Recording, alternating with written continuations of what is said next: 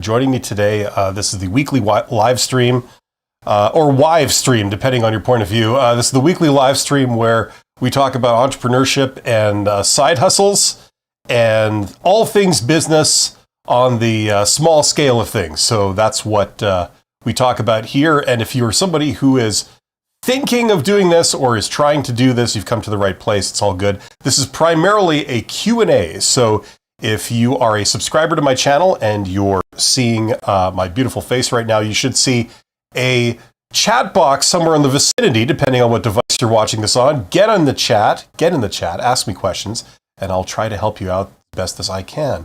The title of this episode is, this is Side Hustle Ideas episode 111. We've done 111 of these. How to start a side hustle and make money.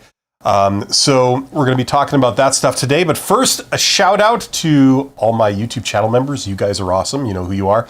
And also my Patreons. Ditto. And also to my super thanks donors. You guys are awesome. Those are always nice to get. And last but not least, to you, to my viewers and participants. You guys rock. Thank you for being here. Yes, I wholeheartedly encourage everybody to step into the world of business. A great place to start is on the low end. You know, just doing something on the side. It is possible to start something with practically no money whatsoever. You just spend your time and effort, you know, and the only thing you have to lose is your potentially your time being wasted. But if you're learning at the same time, one could argue, is your time really being wasted if you're learning? I would say not. So this is something I encourage for everybody. So while we're waiting for the questions to roll on in, I have to fill a bit of space at the beginning. So I was going to talk about how side hustles are experiments. Basically, you know, it's not your identity. It's relatively easy to do something on the side. You know, the example I've used many times is something like YouTube, just to illustrate the fact that you don't have to spend any real money. In the example, okay, of starting a YouTube channel, which I'm not necessarily recommending for everybody, but as an example, it costs you $0. Assuming you're connected to the internet already and you have, say, a smartphone or a digital camera, then, you know, what does it cost you to break into that business? Nothing, right? There are a lot of things like that online, things you can do on the side, things you can commit a couple of hours to a week.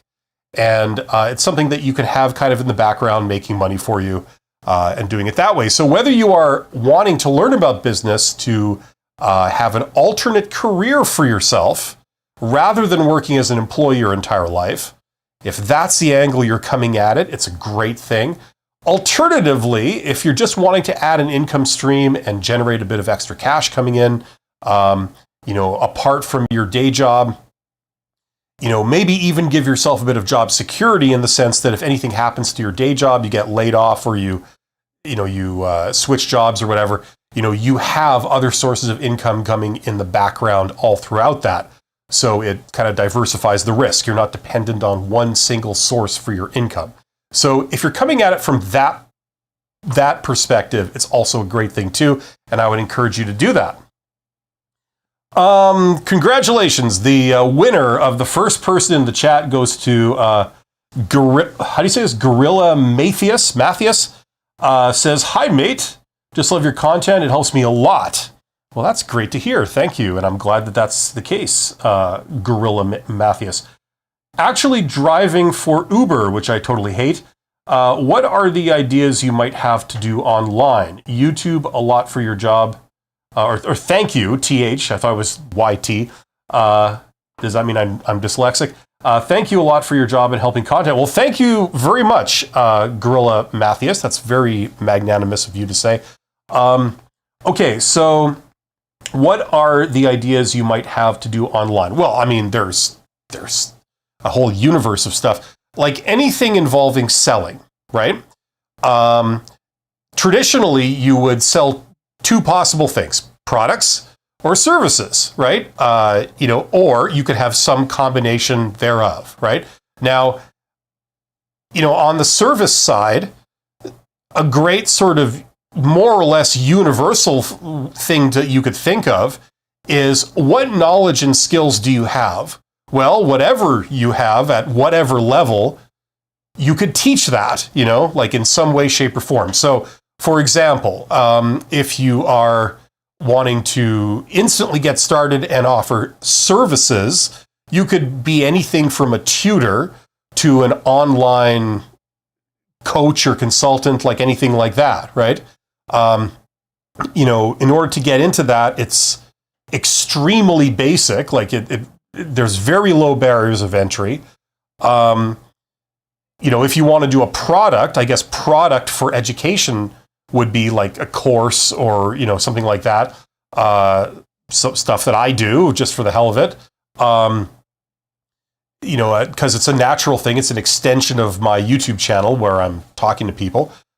So education is something more or less universal. You could do that. The other way to look at it is what problems are people having, right?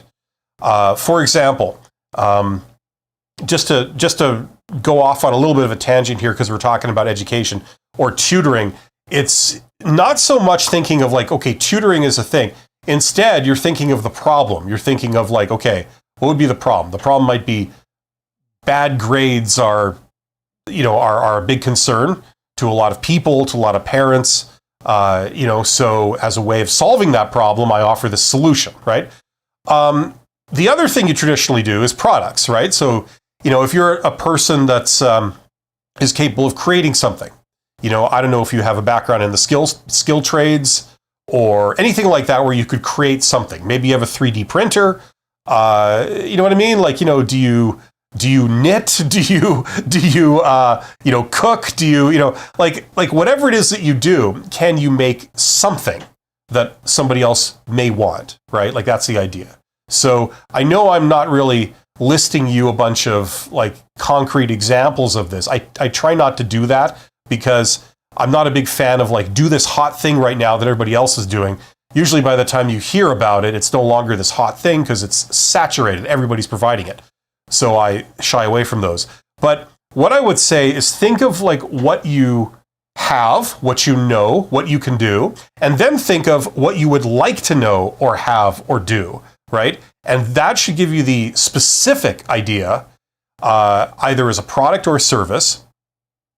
Like we did with education, a product would be a course that you sell probably online because that's easy. A service would be like one-on-one coaching or tutoring in person or something like that. That would be the service. And in the last 20 years, there's been a sort of, roughly, you could think of it as a third model, and that is the sort of everything is free model. Like Google, Google, when they offer their search, it costs them billions of dollars to have that search engine running with all the data centers and stuff that power it. And what they do is they give it away for free, right? So here it's free, but then either you make your money through advertising, something that piggybacks on top of it, or you sell a premium version of what you do to the true fans of it, and that's how you make your money, right? So there's the everything is free model. So these are all possible things, like forms that it could take, that you would then combine with your personal situation and what you know and what you can do to lead to an actual business idea, right? And just before we move on, I would say, think of the problems that people have. Like, of course, there's stuff like Uber, like you mentioned yourself. You said you hated it, but you're doing it. I mean, these are things on the small scale in the sense that they're very basic problems. Almost everybody has them, so there's a big demand for them. But then again, it's not something that commands a lot of money because it's a small problem, right? As opposed to selling some premium type product that people would be willing to pay a lot for because it solves a big problem, but only a handful of people might be interested in that, right? So anyway, that kind of trailed off, but hopefully that was helpful. I mean, honestly, I'm not going to go through those like lists. We could do that together. Just, you know what? I'm going to do this very briefly, just so I do actually address your core question there. I'm going to share my screen and we can all do this together. let's see. My microphone's right in the way of my keyboard here. There. Okay, so just very briefly. Okay, what are some examples of side hustles that are more or less universal or as universal as it can get, that don't require much skill, don't require much startup capital, and low barriers to entry? Can you give me a sort of like point form list of what some of those might be? Okay, so, this is not coming from me. This is just, okay, yeah, it's re-explaining what I said to it. Okay, okay, here we go. So this is like very unglamorous type stuff. I'll make this bigger. Okay, cleaning homes, moving help, junk removal, yard work, handyman, or handy person, as I guess we have to say now. House sitting, pet sitting, errand running, event setup, furniture assembly. Ooh, furniture assembly. There you go. Things like this. There's like about 1 billion of these: food delivery, grocery delivery, package delivery, rideshare driving, and so on. Like you could run through these lists. 1 million people have done this kind of thing online. So if you're just looking for raw ideas, I suppose you could start with this. But I would argue for doing what I was encouraging you to do. Start with what you have, what you know, what you've done, and then think about what you would like to know, what you'd like to have, and what you'd like to do. And then that should point you in more of a specific idea. Gorilla Matthias continues. I'm an aviation teacher. I have an online landing page. When I'm struggling with ad and SEO stuff, it's not easy to set up. Yeah, the problem, of course, with online stuff is like anybody can set up a website, but then that's the operations side of it, setting up a website. That's the easy part. The real challenge is the marketing side, like getting people to go to your website, getting people to want to go to your website. How have they heard of you? If you just have a site out on the internet that nobody knows about, how do you drive traffic to it, right? So, for that reason, people, if they're creating a website, you would start with, first of all, you'd start with something more like a Facebook page or a LinkedIn group or something that piggybacks off a place where a lot of people already are, right? And you basically have to understand the extremely simple principles of marketing. Who are you trying to reach? Like what type of person? If you're an aviation teacher, and like, are you trying to? Yeah, I just love to give online classes to students, tend to get high grades. Okay, so let me ask you a question. Okay, let's do the marketing stuff here. Who would be interested in this? Presumably, people that are wanting to learn to fly. Okay, now I don't know who those would be. This is not my world. But, I imagine some people are rich and they're looking for a hobby. Other people are, maybe it's more their career. They're like wanting to become like a pilot, like as their career. So it's more of a career thing. So where do those people congregate? Do they go to flight schools? Do they go to air cadets in the military or something? Like, I don't know. Are there places where those people kind of congregate? Wherever those are, right? That's what you have to find. And then you go there and then you try to attract their attention. So that could take any form of like putting up a notice on a cork board, like figuratively speaking, once these people are there. Or, is it possible to get the air cadets or something to mention you and say, just so you know, there's a person locally that offers flight lessons, and if anybody's looking for extra help, they can go see them. Things like this, right? Trying to piggyback off that, because you're trying to reach these people. You've got to fish where the fish are. So if that's where they are, you go there. And then you've got to also then learn how to do a value proposition and all that kind of stuff. So the idea is, you have to answer 3 questions, like who's my audience? What message do I want to send them? What's the thing that's going to convince them to do business with me? And thirdly, what channel over which to go? Is it something I have to do in person? Maybe offering lessons for learning how to fly. Maybe the nature of how that business works is you have to do it in person, because anything less doesn't invoke the trust that the customer needs to, to take the plunge on that or something. I'm not sure. So you'd have to learn about that. What's the best channel to go over? Right? So anyway, this is kind of the stuff you'd have to think about, right? And now I don't have the answers, okay, because I'm not trying to teach like what you're doing, online classes for how to fly or whatever. But it is possible to get that specific information. What you can do is you can go down to flight schools. You can go talk to instructors that already teach that. People that are doing similar things or people that would know that stuff. I've advocated for reaching out to people on LinkedIn and then learning how to do informational interviews. That's a phase of essentially testing the viability of your business. Before you just try to break into something from the outside, which is extremely hard, you first of all figure out what's going on, how's it being done now by others who are successful in it. Then if you knew that, then starting your own operation would be a lot easier, right? So if you don't have that knowledge yourself already, because you're not a flight instructor that's now sort of going solo, you're someone trying to break into it, you would connect with people on LinkedIn who would know this stuff, like maybe they run a flight school or something like that. And then you would do an informational interview with them and you'd ask some questions about how that business works and, this kind of thing. What do you see the future of it as? Things like this. And you do a lot of those. And then you will learn a ton about how that business works. And then once you know that, you can then make decisions that will be much more correct and they will produce much more results. So anyway, hopefully some of that rambling, incoherent stream of consciousness answer is somewhat helpful. But great question. That's Gorilla Matthews.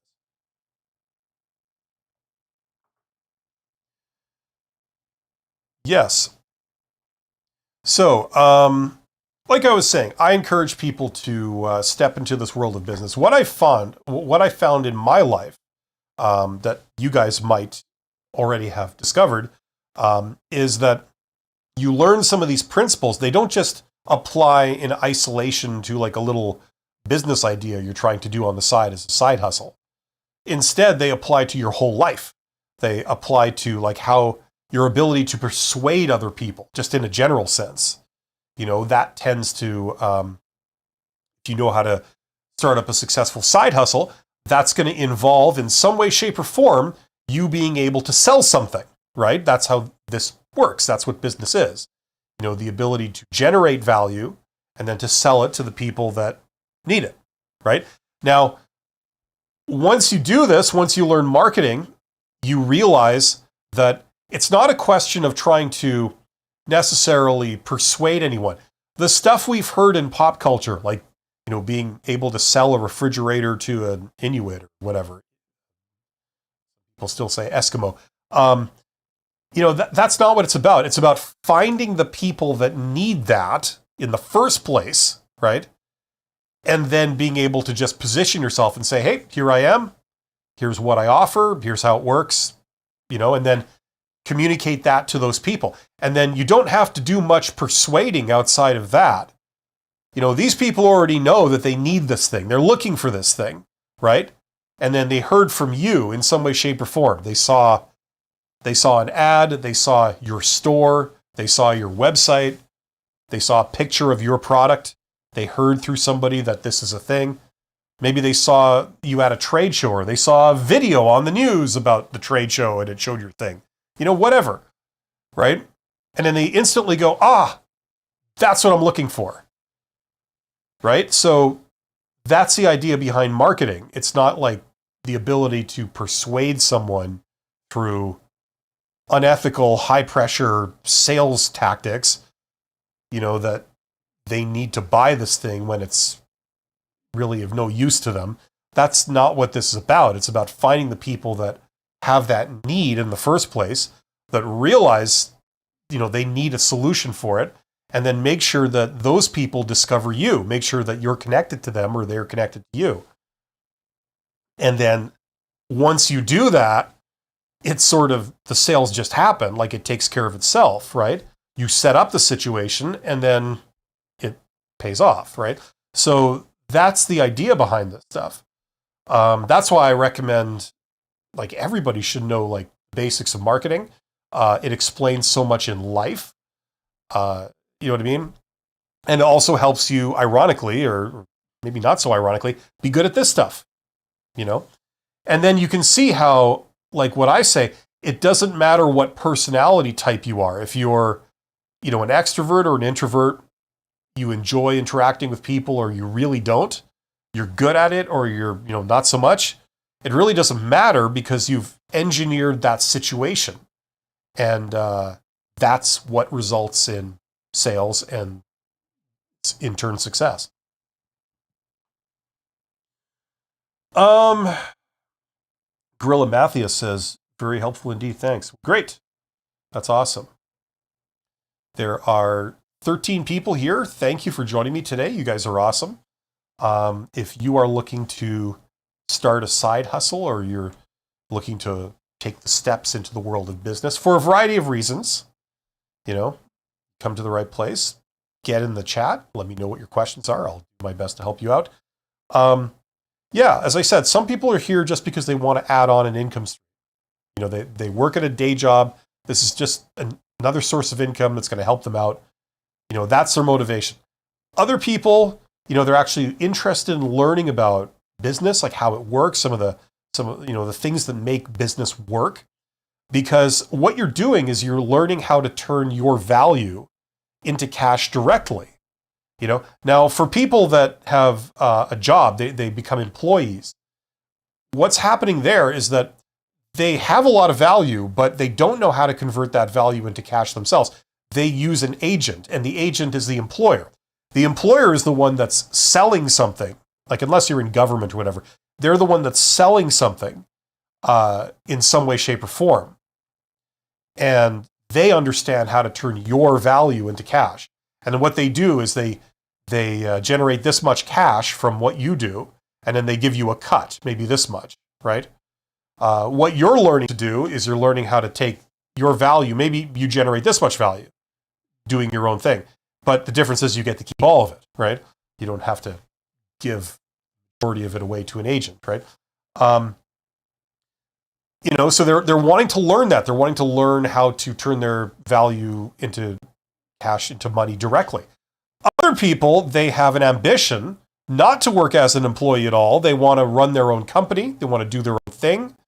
And so a side hustle is kind of a gateway to that. It's a relatively risk-free or low-risk way to put some of your ideas into motion and do a lot of trial and error stuff and learn some principles and get some experience. So whatever you're in this for, you know, as far as I'm concerned, is all good. The more you know, the further you'll go. Sardini says, festival setup. Set up campsites for festival goers. Maybe have them able to rent out camping equipment.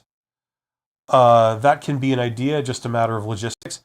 Makes sense. So what you're saying is that there's already a festival. You have nothing to do with that. But what you're going to do is you're going to set up a camping equipment rental business. So you set yourself up right where the people who have a need for that can see that you provide a solution, and then they'll buy your solution. That's a pretty sound way of doing it. Yes. Now, there are several things you have to get right. Some of them are pretty obvious. Some of them are slightly less obvious, but still pretty basic. For example, you have to be able to do it for a price that your potential customers or clients are willing to pay, right? So you have to do some research on how much you could possibly charge, you know, so that it's validated. Like, you're not going to sell your or rent your camping equipment for $1 million and then nobody buys it, right? The other thing is that you have to be able to understand their problem, right? You know, you have to, like, have you gone camping yourself at a festival and you understand the practical difficulties? Great. Now the question is, does your customers, do they understand those practical difficulties, right? You may be correct that people could really use this stuff, but do your customers realize that they, in fact, could use that stuff? You see, that's the actual question, right? So would you be able to sell it? And then, are you able to make a profit, right? So the three questions that everybody needs to ask themselves when they decide, am I going to do this business idea, is one, can I do this? So can you get your hand on some camping equipment, that works and that will serve this function? Number two, can I sell it? Like, in other words, can I convince people to rent this from me, and then I can get it back at the end, and so on? Can I do that? And then the third one is, can I do this for a profit? Right? That's where the accounting has to work out, so that you don't lose money on this, nor do you make like 10 cents a customer. It actually makes sense for you to do. So those are the three questions: can I do this? Can I sell it? And can I sell it at a profit? Those are the three critical questions. So the more research you do on that stuff, the better. And the best way to validate something is to actually go ahead and offer it for sale. Like, do it, put it into motion, and then see if people buy it and see if you make a profit. That's the ultimate validation, Guido says, I thought about building a medical/food tracking app for a while now, something that really reduces friction when entering data. I prefer offering it for free initially and then transit to a paid model once the app has reached maturity. Does that make sense, or should I try to charge right away? Excellent question. Would I know the answer to that? No, that's a very specific thing. It depends on exactly what your app does. It depends on exactly who it's targeting and who sees it and exactly what their needs are, right? So do I have the answers? No, I don't. But here's what you do, okay? Do all the research you can ahead of time. Now, it seems to me, I could be wrong, but my impression, which doesn't mean anything, is that creating an entire app for something is not something you can do like in a couple hours. This is going to require a lot of effort, okay? So because it's something that you have to invest a lot of work into, right? A lot. You might want to try and do other things to validate it, other quicker things, right?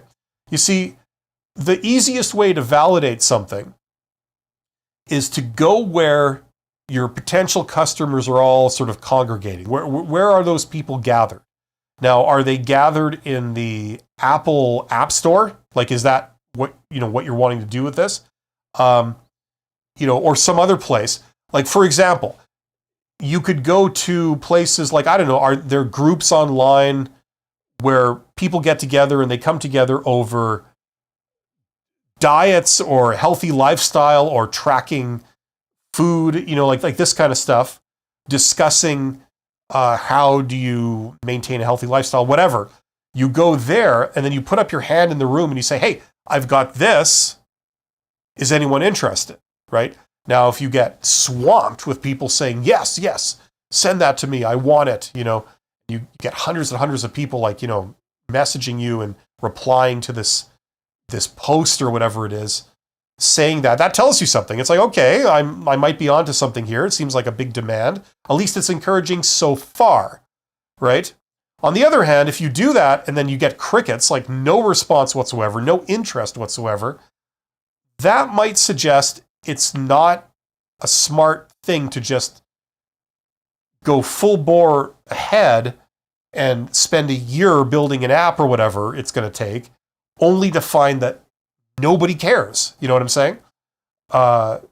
With a big sort of commitment to create this, you have to do a big effort to validate it first, right? If it was something very simple, you could just say, hey, I got this. Anybody interested? And that would kind of, that's the best validation. If you can, you would do that, plus you'd start trying to sell it. You'd say, just like Amazon or anything else where you pay up front and then they send it to you, you do that. You say, I've got this, the price is X, here's how you order. Is anyone interested? And then if you get 0 orders, that says maybe something's off. You have to rethink what you're going to do. Or if you get inundated with it, you get all these pre-orders. You're like, okay, fair enough. Not only do I have money coming in to finance this effort, but it validates the idea that I will be able to make money off this. I'm looking in the right place for the customers, etc. Right? So that's what I'd say. Now you have to get this information. Now, if you've never done this before, you don't know where to start. What I would do, the obvious thing, is I would see what other people are doing. I would look at specifically food apps that do something very close to what you're wanting to do, and I'd look at exactly how they're doing that. Where are they offering this app? Who are they offering it to? Is it free? Blah, blah, that kind of stuff, right? And are they profitable? Have they been making money for a while? If they're experimental, then you can't really look at them as an example. But if they've been around for a while, they've been doing it successfully for a few years, then I would seriously look at that and maybe, when in doubt, err on the side of what they're doing. Okay, that's the conventional wisdom. Okay, so that's what I would do. You have to understand your customers better than anyone. That the person that understands their customers better than anyone else is the one that is the most successful. It's just that simple. So would your customers want to pay up front, or would they need it free? That's something you would know if you truly understood how your customers think, right? So you need to get that information. There's many ways you could get it. Most obvious way into that is start asking them, right? But you know what I mean? But it gets more sophisticated from there. You try things. Here, I offered it for sale. Nobody was interested. I offered it for free, and everybody downloaded it. Okay? Now the question becomes, okay, how do I get them to go from using it to paying for it?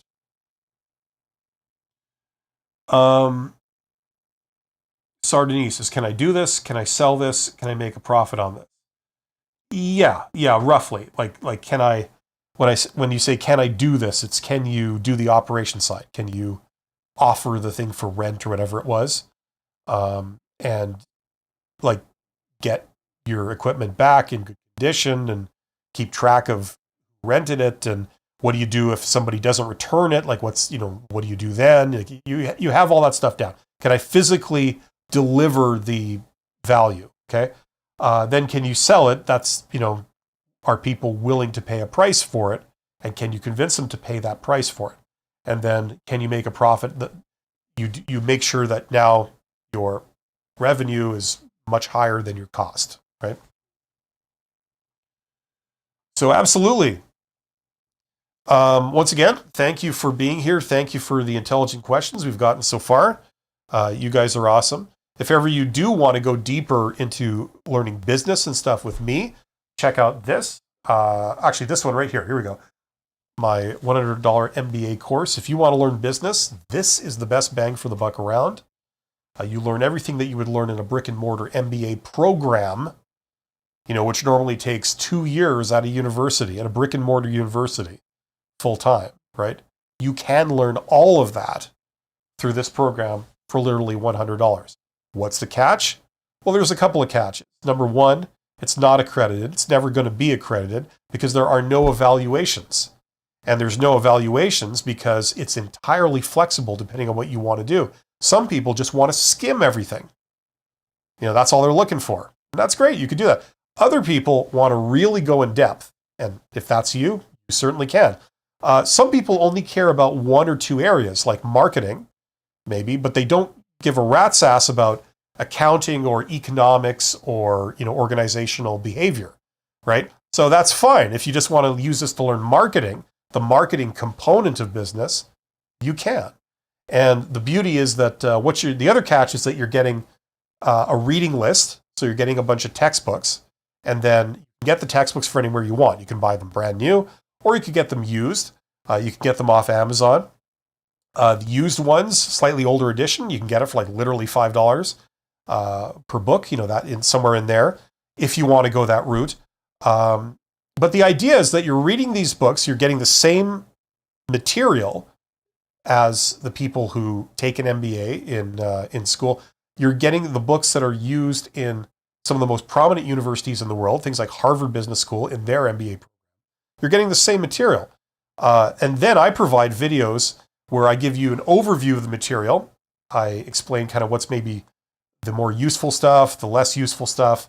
I give you more of my personal experience throughout my career, how you apply some of the stuff. Everything from when I started as like a supervisor to when I ended my corporate career as a CEO. And I give you some of that perspective. And that's what you get, all for like $100. So if you're wanting to learn business, if you're wanting to do a side hustle or you're serious about this, I highly recommend you learn the theory before you start. It'll save years off your journey, usually. Excuse me. And it'll prevent very costly mistakes. It'll pay back so many times. I had a person that like they basically made $100,000 mistake by not listening to me. It's very unfortunate, but like you could avoid that.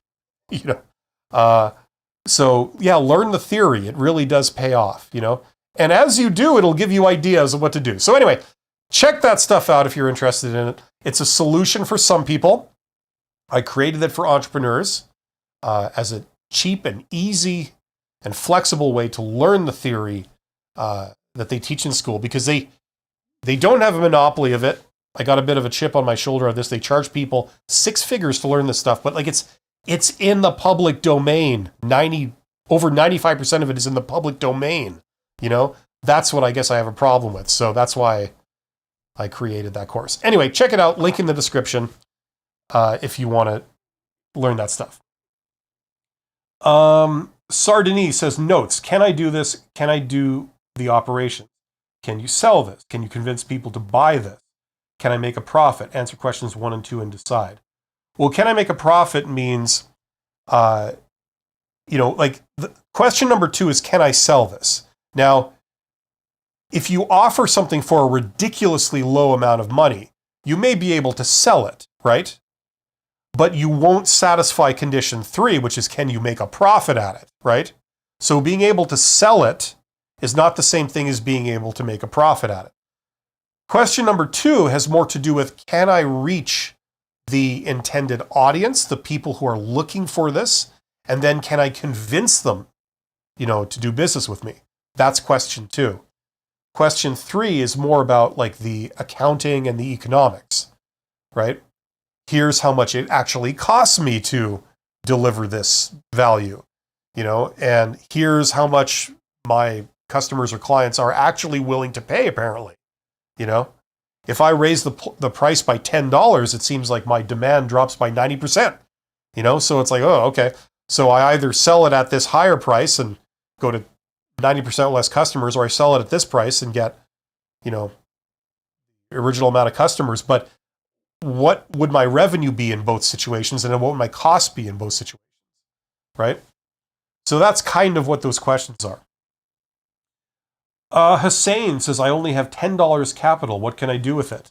You can do a lot of things with it. There's a lot of ideas that cost absolutely zero to get off the ground. I'm talking to you over one of them, things like a YouTube channel. Assuming you're already on the internet, which you are, because I can see you.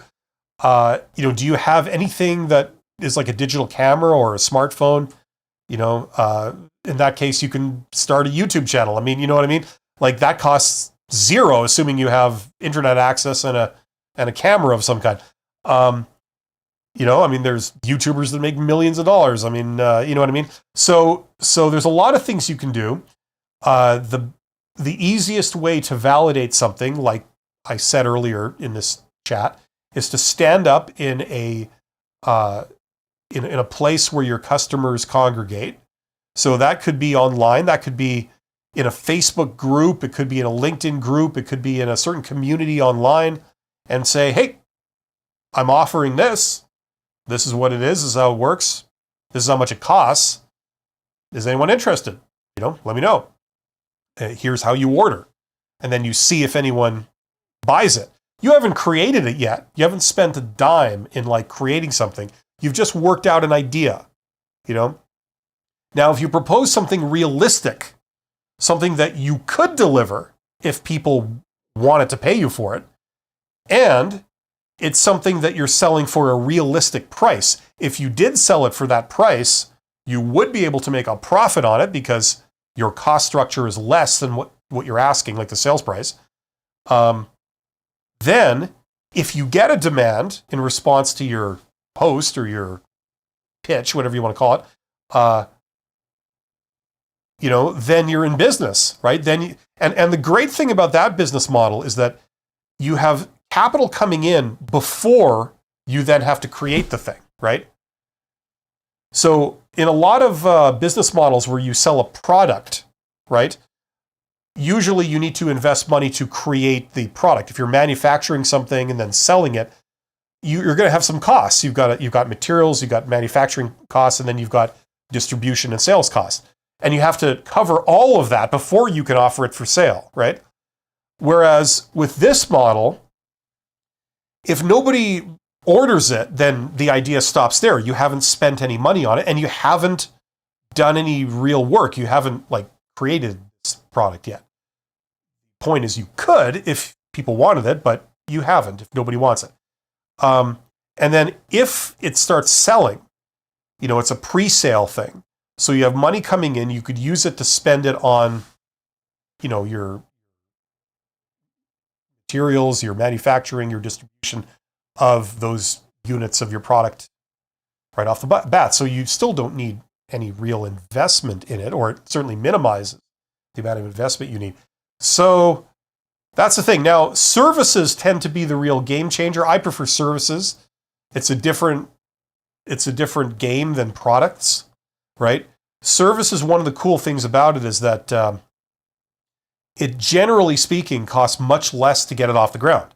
So if you're going to be a tutor, or you're going to be a teacher, or you're going to come in and provide a technical solution with advice, or if, let's say, you know how to repair a certain type of equipment, you could say, I'm a freelance technician, I can fix whatever equipment. I'm the repairman or a repair person. So pay me, I come down, I fix your equipment. You can get started on that pretty easily. You don't need to spend $100,000 to get started in that business. You might conceivably need a few tools, and if this is what business you're in, then you probably already have those tools. So that's what I like about services. And then the problem is that services, they don't scale beyond a certain point if you're doing it yourself. You sort of go up, I guess this way, you go up and then you hit a plateau because your time is maxed out. And then the only way to go beyond that is if you systematize what you're doing, hire other people and train them and get them to then go out and become the technicians or whatever. So it's got some unique challenges. But the other thing about services is that it allows you to go head to head with big competitors. Services is kind of like a leveling field, An example I've said before is if you try and envision it as you're a furnace repair person. So where I am in the world, in Canada, it gets very cold in the winter. People have, forced air furnaces in their houses to heat their house, right? And in the winter, this is very important that your furnace is working, because if it fails, then your house goes down to minus 30 degrees Celsius or whatever. It's bad, right? So your furnace breaks in the winter. Who do you get to fix it? Do you get, a huge multinational corporation that might have its headquarters downtown? Or do you get your next door neighbor that knows how to fix furnaces? Well, you'd get your next door neighbor because they're 1 minute away, if that, and you know them and you trust them, as opposed to the multinational corporation. It might take them 45 minutes to get to your house. And then there are issues where you're a small fry to them. They don't really care about you. If you're not satisfied with their service, they kind of just don't care because you don't matter, Whereas your next door neighbor, it's going to be a big deal if they botch your furnace repair and then you end up being a neighbor that hates them or something. I don't know. So the point is, services are this great leveling sort of playing field where you can go head to head with other competitors, and the only thing that really matters is the quality of your service delivery. And person to person, that's really what that game is about. Guido says, it will definitely take some time, 3 months at least, to build such an app. Would you try to get people to pre-order whatever you want to build instead of building it right away? Well, what I would do, you see, listen, I'm going to make some assumptions about you, Guido, and you can tell me if they're true. Okay? I'm assuming, here we go, that you're a technical type person. Okay? So building an app is not a real challenge for you. You got the technical chops to do it. Okay? But that's a great strength. You're a highly capable person, and you've got the initiative to want to do something like this, which also says something very good about you. So these are tremendous strengths. However, what you may not realize, and once again, this is all an assumption, you tell me if this is right. What you may not realize is that you also have a crushing weakness that you probably don't notice. And that is, you might not understand marketing. You've probably never done sales. So what is usually going to happen in a situation like this is you're going to go ahead and you're going to create an app. You're going to do something that's like the operations side of it. You're going to create this thing. It's going to take you a long time. It's going to be hard work. It's going to be an accomplishment in itself. But at the end of that journey, when you have this app, you're going to find that it fails as a business. It was a great research project, you know. It's a feather in your cap. You can put it on your resume. You could demonstrate it to people, and I'm not taking away.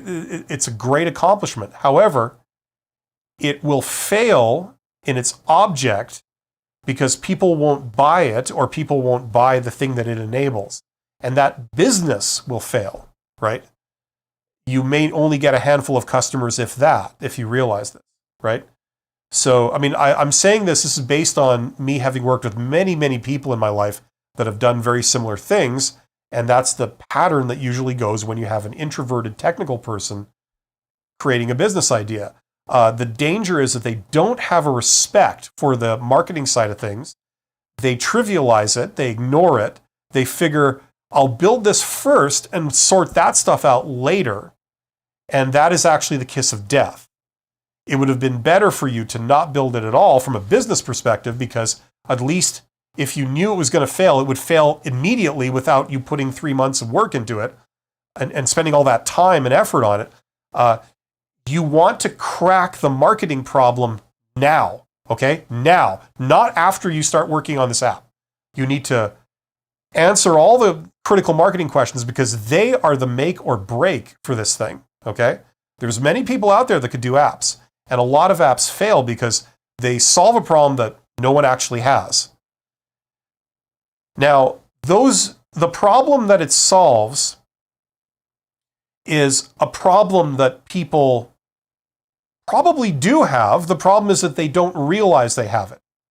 We don't want the things that we should want. That's the thing about humans. We collectively spend more on movies than we do on education. You know what I mean? Like we want stupid things. We don't want the things that are important to us. So even though people should want this, the problem is that most often they don't, right? So that's what you have to verify. You're not just looking for a problem that they have that you're going to solve. You're looking for a problem that they have, but they also recognize that they have it, and they're looking for a solution like yours. They believe that an app like yours would solve their problem. They already believe that. Then they also believe that paying a certain amount of money that you're asking would be reasonable for them to spend to get a solution to solve their problem, right? This has nothing to do with you. This is what people out there believe, and that's what you're testing for. Because they could be having a problem. You might have the perfect solution for it. The problem is they don't recognize they even have the problem. Or if they do, they believe that the solution should be free. Or they just believe that the solution should come from another place.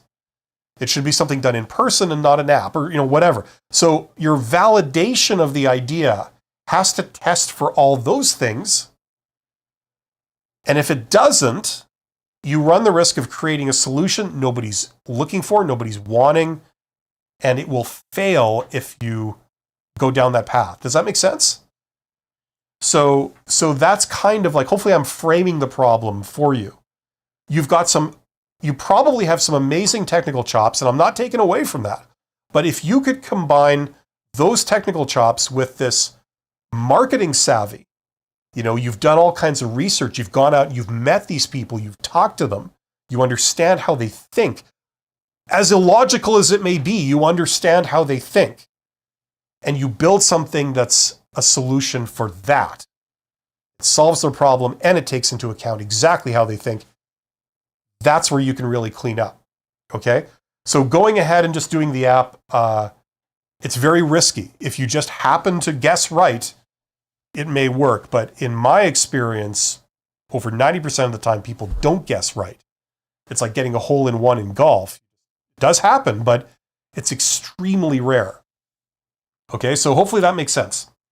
And if I've made any incorrect assumptions about you, I apologize. I'm just going on sort of, what do you call it? Like stereotypes, So I could be way off base, but I'm just speaking to that.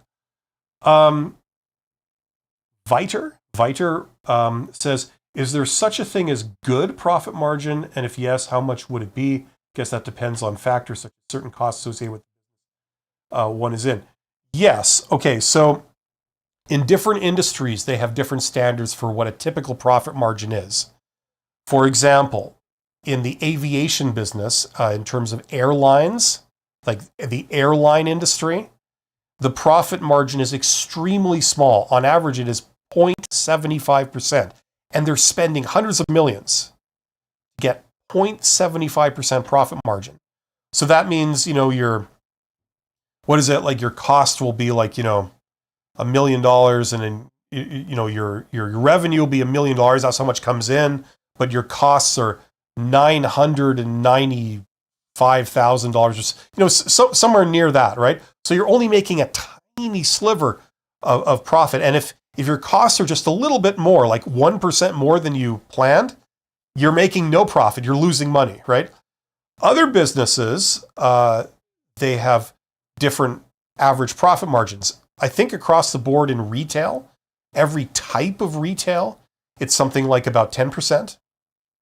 The business I worked in for many years, which was industrial services, was 35%.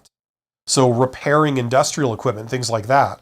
It's more of a service-based thing, and it's working on very expensive, very specialized equipment. It was about 35%. So different businesses have different profit margins, but then they have different barriers to entry. So it's easier to get into some businesses than others.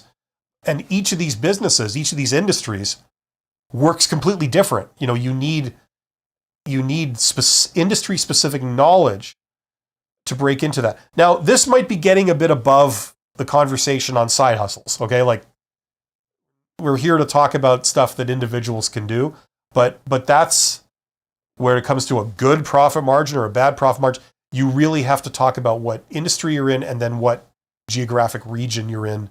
And then you can actually get data. You can look up on the internet. Governments publish this information. They do in Canada, they do in the US. So you can look up, like, I believe it's by state in the US.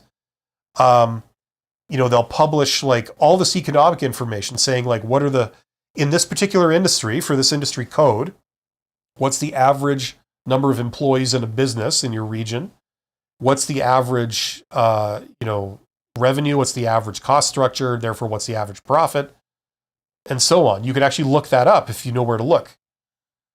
So you can do that stuff. Where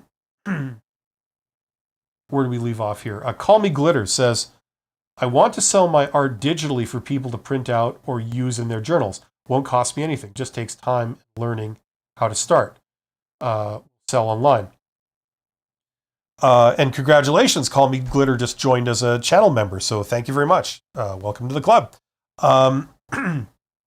Yeah, that's an interesting problem. I'm almost a little jealous of that because, traditionally you think like art, like selling art, it's very tough, right? But at the same time, we're consuming like art, like high-end graphics and design and stuff like that everywhere. You know, you know what I mean? They couple it with products to sell those products to make the product might look boring and drab and unsexy, but then you like dress it up, you know, using essentially principles of art and design, and all of a sudden it's selling like hotcakes, you know, and like think of like fancy cars and stuff. It's like it's an automobile, but it's also a piece of art in a sense. And then you can get people that do literal art on cars and things, and they do graphics and stencils and all that kind of stuff, you know. You know, if I was going to get a Lamborghini, I would want can you name cars? People name ships like boats and stuff. All these pretentious names. You can name your car. I want a Lamborghini. It's cost the price of a house. It's called the Disco Idiot, and I'm going to hire someone to do high-end art on that car. You know, that's custom. You know what I mean? Like, okay, so how much would you make doing that kind of art? You're like doing a stencil on a fancy car, as opposed to just a traditional painting. You know what I mean?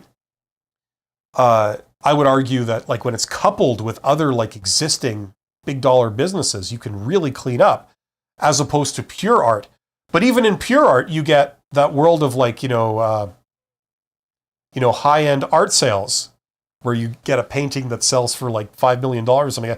I don't pretend to understand it, but I know enough about it to know that it isn't all smoke and mirrors like a lot of people dismiss it as. It's a very real thing. I just don't understand it. You know, so if you want to do art, call me glitter. What I would say is learn all you can about that industry. Like art is everywhere. There's many different ways you could go. Pick something, learn all you can, get to know the customers. Like, who are the people that buy this? How do they think? Why do they buy it? What value does it have? It might not be the obvious thing you might think, you know? In the case of the car example I said as just a kind of more of a joke than anything, what would that look like? It would be talking to Lamborghini, because Lamborghini is employing the artist to create this weird custom car, the Disco Idiot, you know? And then they sell that. Some rich bastard goes like, oh my God, that's hilarious. I must have it. Here's my, $1 million. You know what I mean? Like, so you talk to Lamborghini, and Lamborghini explains, this is why we do this. You see, if we were going to sell this car and it was just gray, maybe a base coat paint, it would sell for roughly $150,000 based on, the product, the automotive package. But if we, sort of put effort into making it look fantastic, it's shiny, it's colorful, it's got a quirky kind of thing going on, what we found is that we could charge an extra $100,000 for that vehicle, right? Because a certain class of customer will pay that much more when they see it. And it will sell quicker, and it will sell in higher volumes. So that's the impact it has. Now, if you want to go into business doing art, you do a painting, it looks good, you could sell it for $5, or you do the same painting, but you put it on the hood of a fancy car, it generates $100,000 worth of value. I don't know. You know what I mean? Like this is where you've got to think of this stuff, right? So talking to people in those industries and having an open mind and understanding where the value derives from, that will give you extraordinary insights into how to monetize that thing you want to do, right? Because there's many different versions of what you could do. So that's what I would say.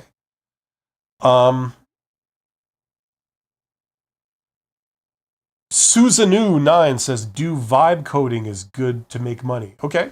I don't know what that is, but I'm sure that's true. McLovin says, don't know if this was brought up earlier, but does anyone use freelancing websites? I have good skills for the jobs I see, but they get saturated by people in countries willing to take $5 for a large project, and it becomes not worth taking it. Yeah, they're kind of undercutting. Well, once again, the way to clean up in business in a very general sense, this is what they found. This is not coming from me. This is what they found through lots and lots of data-driven studies, starting in the 1960s all the way through to the 2000s. Boston Consulting Group is the inheritor of this today. What they found was that, the real money's in premium products, right? So for example, I don't know, fishing equipment, okay? Fishing rods and such. Walmart sells that stuff, I believe. They'll sell you a fishing rod, a sort of $10 made in China fishing rod, right? You try to use it, it breaks in half, the usual, it's so cheap it doesn't even work, like that kind of stuff, straight from China. Or you could go to a custom mom and pop shop in your city that sells the top of the line fishing equipment. It's a store that just sells fishing equipment, right? But really high-end fishing equipment. All the serious people that do fishing all go there, right? And they're selling fishing rods for $500 or whatever, okay? So you could buy the $10 one from Walmart, or if you want something that actually works and want something that's really good, you go to the high-end store. Now, the high-end store, it might seem like it's a disadvantage because it's selling something that Walmart carries. It seems like you're going head-to-head with Walmart because they carry fishing rods, you carry fishing rods. You're much smaller, so your selection is smaller. You don't sell other things, so it seems like it's a disadvantage because you're not also carrying other things people might need. And you're charging quite a bit more. So on the surface, it seems like, that doesn't make any sense. You're going to fail. What we actually find is that, assuming, of course, that your $500 fishing rods are much, much, much better quality as perceived by the customer, then you can clean up because, maybe that fishing rod might be worth only $400, but you're selling it for $500, right? And you know what I mean? So it's not always about price. And if everywhere you look, you can see this. I mean, look at things like Starbucks. Someone says, okay, I've got an idea. Here's my brilliant business idea. I'm going to sell coffee, the thing that you can get like everywhere. You can get it at gas stations. You can get it everywhere. You can make it in your kitchen, whatever. And we already have some great coffee shops, like things like Tim Hortons. In the States, you guys have. What do you have in the States? Like, is it Krispy Kreme? Anyway, I've never been to a Krispy Kreme, so I wouldn't know what any of that looks like because I've never gone that route. But, they sell coffee for $1 a cup. Here's my plan. I'm going to sell the same stuff that they sell, okay? But for $10 a cup. That's my brilliant plan, right? And everybody's going to come to me and they're going to buy it from me when they could go across the street and get it for $1 a cup, right? Seems crazy, doesn't it, right? Well, the thing that makes it all work is the perceived quality, right? Why would you go in Canada, if you're in Canada, not that you would ever be in Canada, but if you are in Canada and you find yourself in Canada, you go to a Tim Hortons, you get coffee. It's basically hot mud with a little sand in it, just a pinch of cocoa. And it's been left all day on the burners, so it's totally stale. You could get that, or you could go across the street to a Starbucks, pay 10 times as much and get another cup of coffee. But this cup of coffee, you have to wait for it. You have to wait like 15 minutes, right, while they make it. And then you get your coffee. The thing is, the coffee might actually taste good. And at least several years ago, if you were to buy the coffee, they might actually smile at you. And you think, that's nice. I've dealt with, let's see, what am I at? About 45 jackasses today, and I've met 45 people. I've actually met someone that smiled at me, so I feel better about myself, and I don't want to drive my car off a bridge. So, it's worth it. It's worth it. I paid $10. I got a coffee that actually tastes like coffee, and I feel a little bit better about myself when I come out of there. So that's why that business model works, or at least it doesn't. It did a few years ago when that actually was the case. Incidentally, my favorite is when you go to a Starbucks in the middle of the night, so you're the only one in there. And when you order something, they say, what's your name? We have to write it in the cup. So you say your name, then they like misspell it. And then you're the only one in the entire place, right? And the person comes out and they put the coffee on the little table and they yell your name when like you're the only one in the place in a very impersonal way. That's really fun. But that's the idea, right? It's you're paying for quality. So Starbucks was making a much higher profit margin than the other coffee shops because their perceived quality was higher. That was the entire business model. So price isn't everything. If you can sell what people on Fiverr are doing, but you convince them that your thing will be that much better, and you're in person so that they can come and see you if ever they have an issue, and you're really wanting their return business. It's very important to you. So you will go above and beyond and make sure that they're satisfied. Or maybe you just do better work, better tools and equipment. You're not doing the most basic thing. Right? So, these are all factors, and that can lead you to success, right? Don't just think in terms of price. The only people that can compete on price, generally speaking, are people with economies of scale. That means the big players. By definition, if you're an entrepreneur or you're doing a side hustle, you're not a big player. You're just a one-person operation.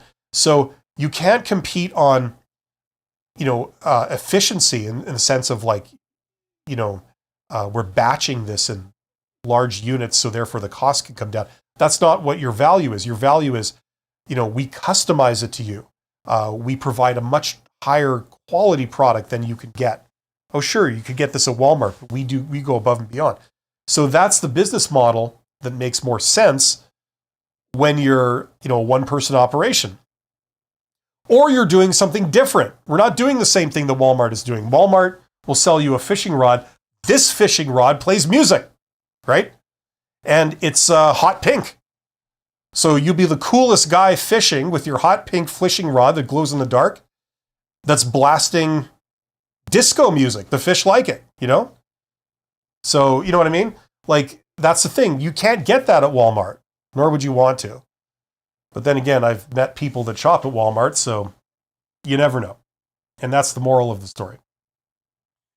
Where did we leave off here? Okay. So freelancing websites. So you can see that's exactly like freelancing websites. I hope I proved my point there. Okay, Guido, all assumptions are pretty spot on. I've never done sales. This was the stereotype thing.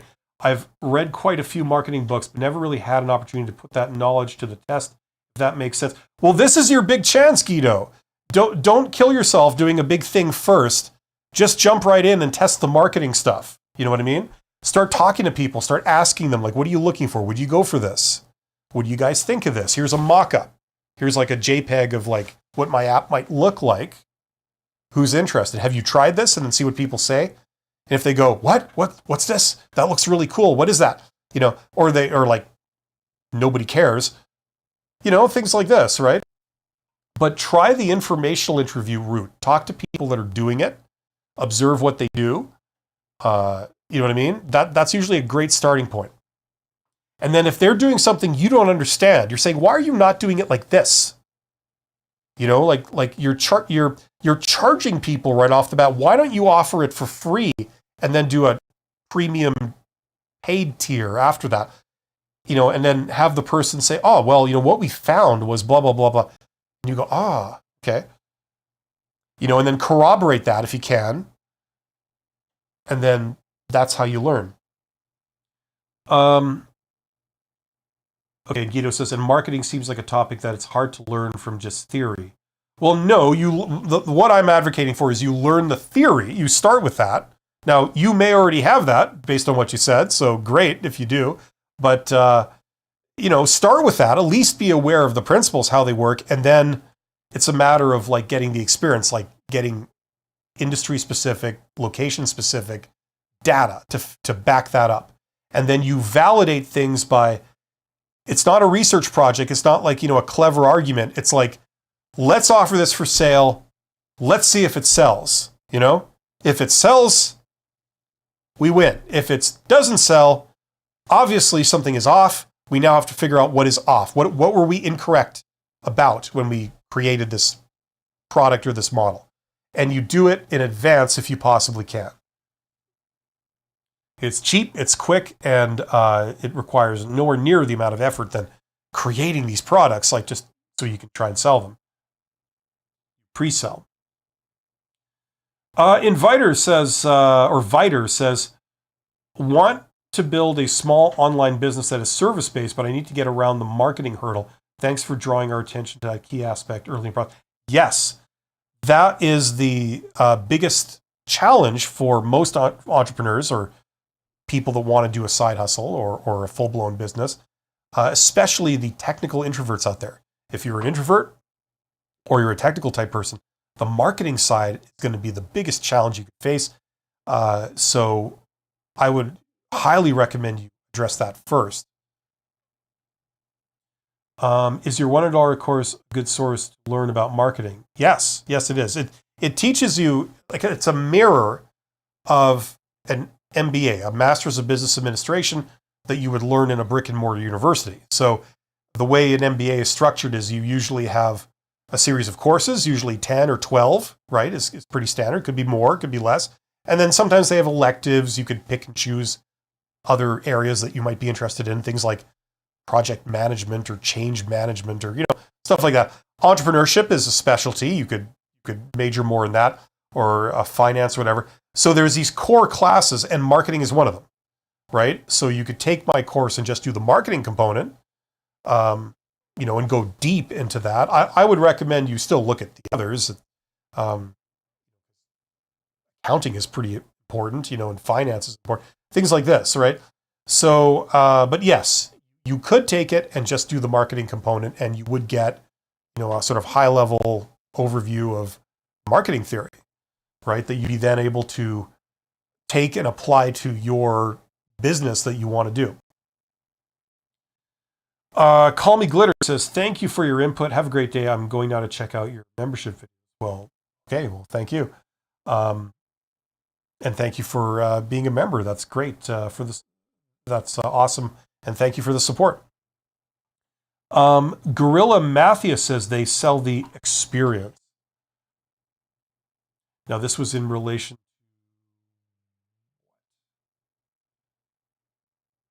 I'm not sure what that's in response to, but yeah, experience is a way of saying, if this was the Starbucks thing, like it was a way of the whole shebang, right? Because, for example, let's say you went to go buy a cup of coffee, and say you love the coffee. The coffee is awesome, and you feel that it's, certainly worth the price you paid for it. But the problem is, in order to buy the coffee, you have to drive to the place because it's not close by. And when you go there, the person at the counter is usually in a rotten mood because maybe it's a crappy job or something, and they're more likely to insult you as to sell you the coffee, So after a while, you stop going because it's like, I like the coffee, but I hate the drive. And I hate the experience, I hate, this feeling I get when I buy the coffee. It's inconvenient.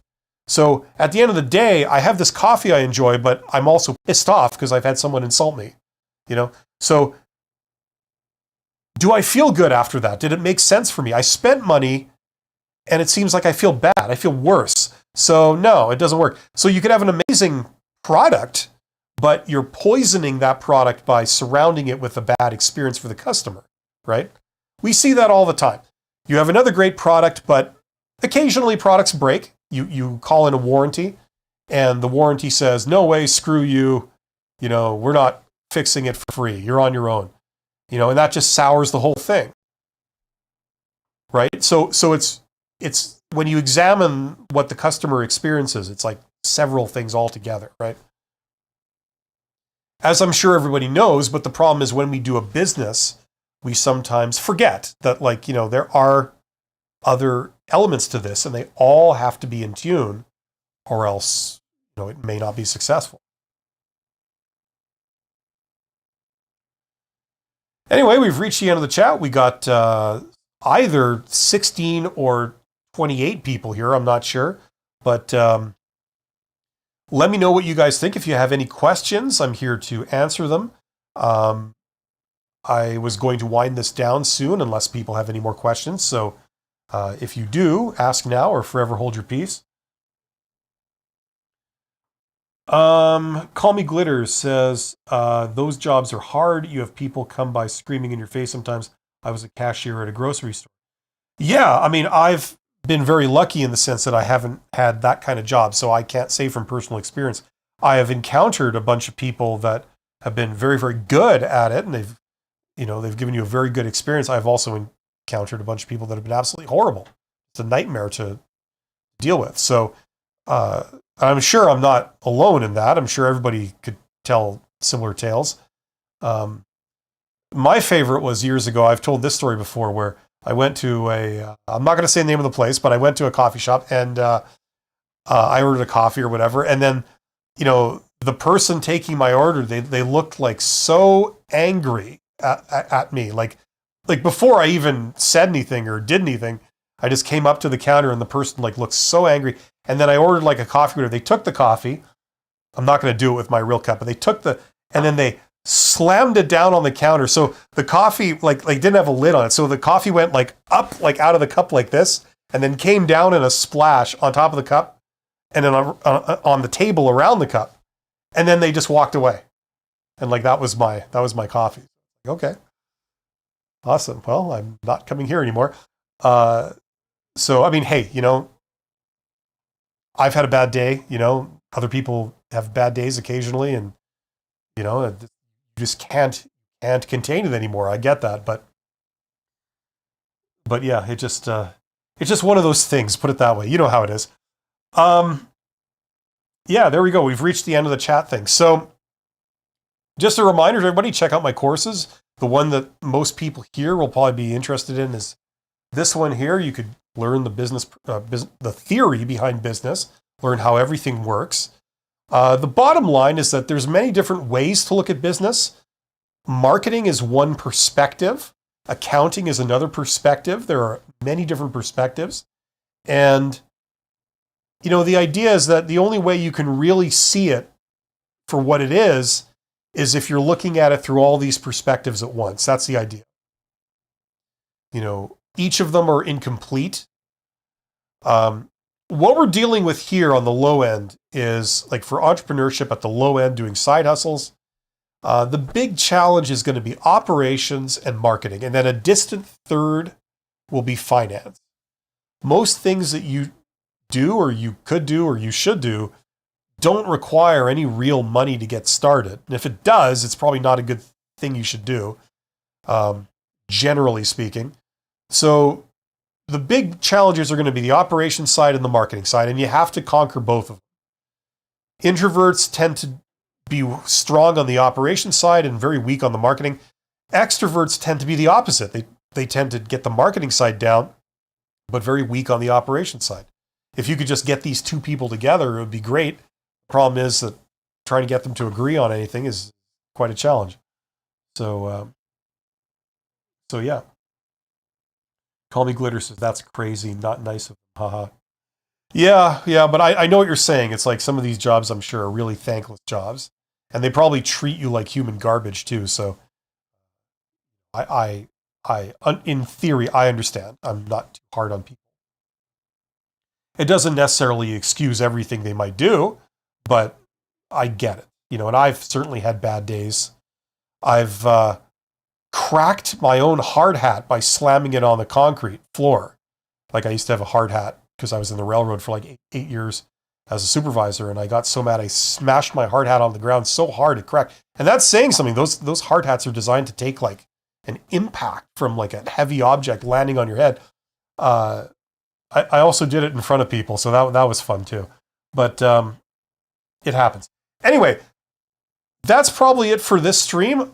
Come back next time, same time. We'll do it again. If you have any questions, you could ask me here. I'll do my best to help you. In 40 minutes, I'm live again on this channel, but talking about job search, getting hired, and all that kind of stuff. Different topic. So you could come back and see me then if you got questions. Other than that, I will see you guys next week. Take care of yourself.